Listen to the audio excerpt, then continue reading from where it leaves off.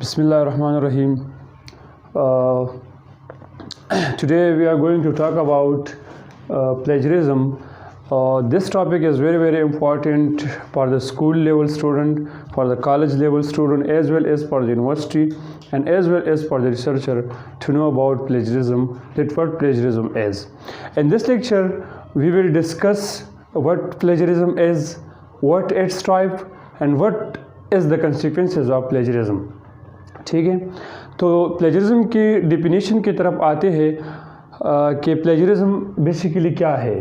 ठीक है, plagiarism definition की तरफ आते हैं कि प्लेजरिज्म क्या है. Plagiarism is the presenting someone's else work और idea is your own. Plagiarism में हम या कोई भी बंदा ये करते हैं कि किसी और की आइडिया को या किसी और के काम को इस तरह वो शो करते हैं लोगों के सामने कि गोया वो किसी और ने नहीं की हो, उसने खुद ब खुद किया है. ठीक है, इसके हम मिसाल ले लेते हैं कि प्लेजरिज्म में मिसाल के तौर पर अगर किसी स्टूडेंट को असाइनमेंट दिया जाता है कि आप फला टॉपिक पे अपना असाइनमेंट बना करके कल सबमिट करो, परसों कर लो, या एक स्पेसिफिक डेट दिया जाता है और वो स्टूडेंट खुद नहीं करे, किसी दूसरे स्टूडेंट से काफ़ी कर ले और वो सबमिट कर ले, तो उसने प्लेजरिज्म किया. जिसने कॉपी किया, ये कॉपी करने वाला क्या हो गया, एक किस्म का किडनैपर हो गया, क्योंकि उसने उस दूसरे बंदे के आइडिया को, दूसरे बंदे के वर्क को क्या किया, कॉपी किया. इसको हम एक किस्म के लिए एक किस्म का एकेडमिक डिसऑनेस्टी इसको हम कह सकते हैं. ठीक है, it is in academic dishonesty, ये एक किस्म की एकेडमिक डिसऑनेस्टी है. प्लेजरिज्म के बहुत सी किस्में हैं, सिर्फ ये नहीं है कि ये यूनिवर्सिटीज़ या कॉलेजेस या स्कूल तक महदूद है. प्लेजरिज्म किसी की आर्ट को छुपाने, किसी की आर्ट को चोरी करना और उसको इस तरह शो करना कि गोया ये आपने खुद की है, तो इसको भी प्लेजरिज्म कहते हैं. ये भी प्लेजरिज्म में आते हैं. किसी के आइडिया हो गया, किसी के आर्ट हो गया, किसी भी इस तरह काम करना गोया किसी दूसरे को क्रेडिट देना चाहिए और आपने दूसरे को क्रेडिट दी बगैर ये सारा क्रेडिट अपने आप को जो है ना ऐसा प्रेजेंट किया कि सारा क्रेडिट अपने आप को दिया, तो दैट्स कॉल्ड प्लेजरिज्म. अगर आप किसी दूसरे बंदे का चीज़ कॉपी करते हैं और उसको एक प्रॉपर तरीके से उस बंदे को क्रेडिट देते हैं, उस बंदे का नाम लिख लेते हैं, जो APA स्टाइल के थ्रू जो हम कर लेते हैं, APA स्टाइल के थ्रू उसके रेफरेंस दे देते हैं, तो फिर ये प्लेजरिज्म में नहीं आता, ये फिर प्लेजरिज्म में काउंट नहीं होता. अगर किसी ने कुछ आइडिया पेश किया है या किसी ने कुछ वर्क की हुई हैं और आप उसके वर्क को उठा कर लोगों के सामने पेश करते हैं या रख लेते हैं, उस बंदे का रेफरेंस दे देते हो, तो फिर ये प्लेजरिज्म में काउंट नहीं होता. ये फिर एक प्रॉपर वे ऑफ प्रेजेंटिंग हो गया जो APA स्टाइल हैं. ठीक है, अभी प्लेजरिज्म की कुछ टाइप्स है. ठीक है, कि प्लेजरिज्म की ऐसी कौन से टाइप्स हमारे साथ हैं, तो बहुत से टॉपिक से हम कुछ यहाँ पे डिस्कस करेंगे कि अनइंटेंशनल प्लेजरिज्म क्या होती है. Lack of knowledge. Unintentional plagiarism में ये होता है कि जो भी बंदा प्लेजरिज्म करते हैं उसको ये पता नहीं होता कि ये मैं प्लेजरिज्म कर रहा हूँ. ठीक है, अब अगर आप देखा जाए कि आजकल फेसबुक में क्या होता है, फेसबुक में कोई भी बंदा एक अपनी लिखी हुई स्टोरी को लिख लेते हैं या कुछ अपना आइडिया लिख लेते हैं उधर, और दूसरा बंदा आके जस्ट उसको कॉपी कर लेते हैं और अपने टाइमलाइन पे पेस्ट करते हैं और उस बंदे का कुछ रेफरेंस दिए बगैर अपने टाइमलाइन पे शो करता है, तो ये भी एक किस्म के अनइंटेंशनल प्लेजरिज्म आ गया. अभी तक जितनी भी आपने ऐसी कुछ काम की हो जो आपने उस बंदे को जिसका वो काम है उसको आपने रेफरेंस नहीं दिया और आपको पता ना हो, दैट्स कॉल्ड अनइंटेंशनल प्लेजरिज्म, क्योंकि आपको पता नहीं होता. अनइंटेंशनल प्लेजरिज्म में जो इंस्टीट्यूशन में होती है या किसी मतलब हायर लेवल पे होती है और आप एक अनइंटेंशनल प्लेजरिज्म करते हैं, तो फिर आपको एक नोटिस किया जाता है, आपको वार्न किया जाता है कि you had done the unintentional plagiarism. इस तरह के आपको इन्फॉर्म किया जाता है कि आपने ये अनइंटेंशनल प्लेजरिज्म किया है, ये एक अनइंटेंशनली आपके पास नॉलेज नहीं है कि अगर आप इस तरह का कुछ मिस्टेक करते हैं ये भी प्लेजरिज्म में काउंट होता है। ये एक किस्म का क्राइम है जो कि आगे फिर बहुत सी मुश्किलात पैदा करते हैं, जो हम आगे कंसिक्वेंसेस में पढ़ेंगे कि इसकी कंसिक्वेंसेस क्या हो सकती है। ठीक है, एक हो गया अनइंटेंशनल प्लेजरिज्म। दूसरा हो गया हमारे साथ इंटेंशनल प्लेजरिज्म। इंटेंशनल प्लेजरिज्म में क्या होते हैं कि जो भी बंदा प्लेजरिज्म कर रहा होता है वो डिलिबरेटली यानी होशियारी के साथ वो प्लेजरिज्म कर रहा होता है। वो जब बैठता है तो उसको पता होता है कि मैंने प्लेजरिज्म करना ही करना है। ठीक है, बिल्कुल ऐसे तरीके से कर लेते हैं कि उसको पता होता है कि मैंने प्लेजरिज्म करना है और मैंने ये प्लेजरिज्म किया। इसका मिसाल हम ये दे सकते हैं कि आप अगर कोई बंदा असाइनमेंट करता है यूनिवर्सिटी में, या आप किसी दूसरे का आइडिया ले लेते हो, या आइडिया मीन की नज़रिया हो गया। अभी अगर मैं ये कहूँ कि पाकिस्तान की जो नज़रिया हैं पाकिस्तान की, इस पर हम बात कर ले, ये जिसने पेश किया है तो इसको हम छोड़ के किसी दूसरे का नाम दे देते हैं, तो ये एक मतलब हो गया कि ये एक किस्म के लिए ये एक इंटेंशनल प्लेजरिज्म हो गया।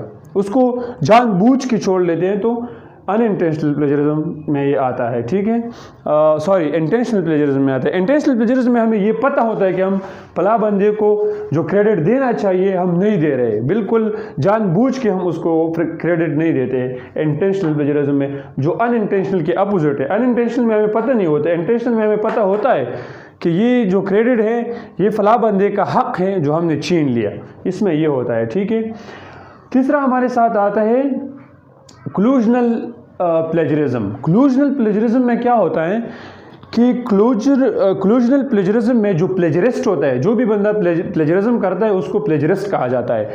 जो भी प्लेजरिस्ट है वो क्या करते हैं, वो किसी request to the professional writer और ऑर्गेनाइजेशन खुद नहीं कर सकते। अब अगर किसी की कोई मुझे कहे कि आपने ये करना है, आपका ये असाइनमेंट हो गया, मैं किसी ऐसे बंदे को, मैं किसी ऐसी प्रोफेशनल को दे दूँ, किसी प्रोफेशनल राइटर को बोलो कि भाई मेरे लिए ये काम कर लो, आप मेरे लिए आप असाइनमेंट लिखो, मेरे लिए आप ये काम मेरे लिए कर लो, करे तो वो, लेकिन मैं शो कर दो लोगों के सामने, मैं इस तरह शो कर दूँ कि गोया ये काम मैंने खुद किया है। तो इसको हम क्लूजनल प्लेजरिज्म इसमें इसको हम कहते हैं कि हम किसी दूसरे पे, या इस तरह कर लेते हैं कि हम किसी ऑर्गेनाइजेशन को रिक्वेस्ट करते हैं कि मेरे लिए ये काम कर लो। अब अगर रिसर्च हो गया, जो 8 सेमेस्टर में डिपेंड्स जो कर लेते हैं, अब अगर रिसर्च करनी है और मैं किसी ऐसे बंदे को रिक्वेस्ट कर लो या ऐसी एक ऑर्गेनाइजेशन को रिक्वेस्ट कर लो कि मेरे लिए ये रिसर्च कर लो, वो मेरे लिए कर ले, और मैं ऐसा शो कर लूँ किसी अपने प्रोफेसर को या अपना इंस्टीट्यूट को, मैं ऐसे बतला दूँ कि ये मैंने खुद किया है, बल्कि सच में मैंने किया नहीं होता। That's called collusional plagiarism. ठीक है, तो इसमें ये होता है। चौथा हमारे साथ आता है आइडिया प्लेजरिज्म। आइडिया प्लेजरिज्म हमने स्टार्ट में भी बताया कि आइडिया प्लेजरिज्म में ये होती है कि हम किसी दूसरे बंदे की आइडिया को इस तरह पेश करते हैं कि गोया ये आइडिया मैंने खुद पेश की है, और ये होता नहीं है अपने किसी दूसरे का आइडिया होते हैं, लेकिन हम ऐसे पेश करते हैं कि ये आइडिया उस प्लेजरिज्म की है, प्लेजरिस्ट की है, तो वो आइडिया की प्लेजरिज्म में आता है। और पांचवा हमारे साथ आता है टेक्स्ट प्लेजरिज्म। टेक्स्ट प्लेजरिज्म में क्या होता है कि the plagiarist copy paste the material and give deliberately wrong citation so that they cannot be catch।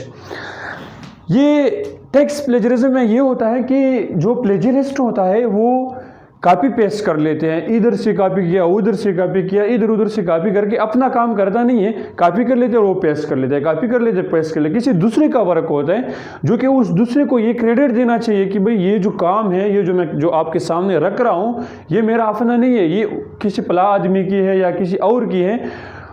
ये टेक्स्ट प्लेजरिस्ट इसमें ये कर लेते हैं कि फिर लास्ट में जो रेफरेंसेस देनी होती है, जो उसका क्रेडिट देना होता है, तो वो क्या कर लेते हैं, वो रंग दे देते हैं, ठीक है। किसी मतलब ऐसे कर लेते हैं, देखो अगर मैं किसी एक बुक और दूसरी तीसरी चौथी 4-5 बुक से कुछ आइडिया ले लो या कुछ मैं उससे टेक्स्ट ले लो, उससे काफ़ी कर लो और अपनी कुछ असाइनमेंट में पेस्ट कर दो, ठीक है। और बस जान छुड़ाने के लिए बस मैं सिर्फ एक ही बुक का नाम दे दूँ, मतलब गलत हो गया। तो ये जो हो गया, ये टेक्स्ट प्लेजरिज्म में आ गया, ये फिर टेक्स्ट प्लेजरिज्म में आती है, ठीक है।